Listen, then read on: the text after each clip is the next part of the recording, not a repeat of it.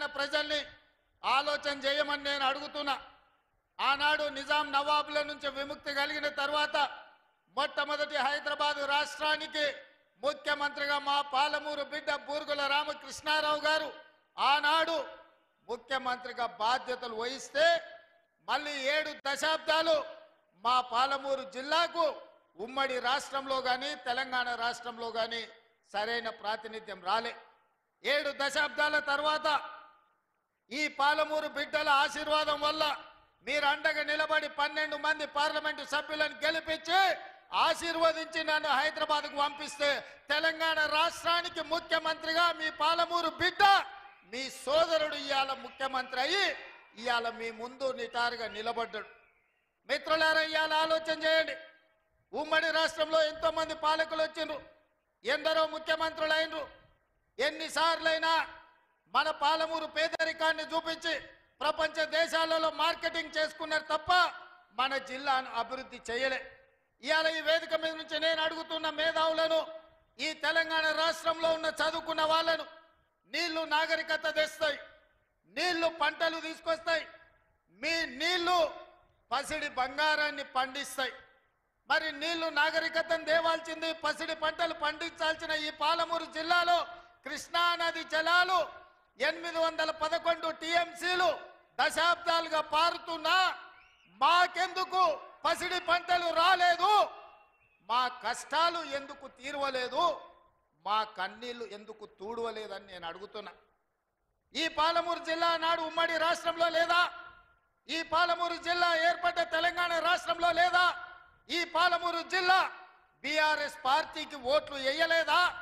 అంతెందుకు 2009లో నాడు చంద్రశేఖరరావు గారు కరీంనగర్ జిల్లా ప్రజలు తరుముతే భుజాన జోలె వేసుకొని జోలె పట్టుకొని పాలమూరు జిల్లాకు వచ్చి ఈ ప్రాంతంలో ప్రజల్ని అడుక్కుంటే నా పాలమూరు సోదరులు, మా సోదరి మనులు నీకు భిక్ష పెట్టినరు. నీ బొంతలో భిక్ష వేసి పార్లమెంటు సభ్యుని చేసి ఢిల్లీకి పంపిస్తే నువ్వు పార్లమెంటు సభ్యుడిగా పదవిని ఎలగబెట్టినావు. సోనియమ్మ తెలంగాణ రాష్ట్రం ఇస్తే నువ్వు తెచ్చినా అని గొప్పలు చెప్పుకున్నావు. ఆనాడు పాలమూరు జిల్లాను దత్తత తీసుకుంటున్నావు. తెలంగాణ రాష్ట్రం వస్తే పాలమూరు బాగుపడుతుందన్నావు. వలసలు ఆగిపోతాయన్నావు. మా కన్నీళ్లు తూడుస్తా అన్నావు. మా ప్రాజెక్టులు పూర్తి చేస్తా అని మాటిచ్చినావు.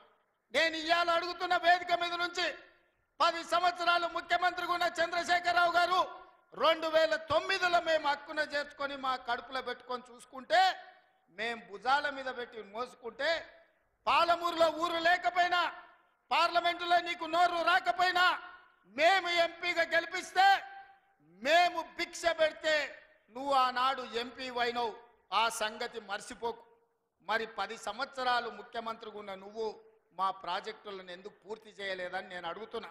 ఇవాళ ఈ వేదిక మీద నుంచి పెద్ద పెద్ద మాటలు మాట్లాడుతున్నారు, పొంకనాల మాటలు.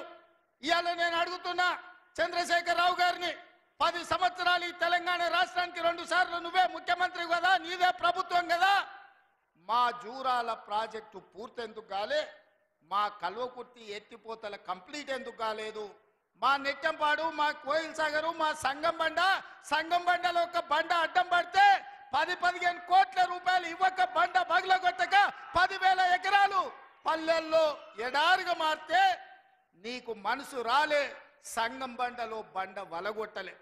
కానీ మేము వచ్చిన తర్వాత ఆ బండ బగలగొట్టి ఆ గ్రామాలకు నీళ్ళు ఇచ్చినాం.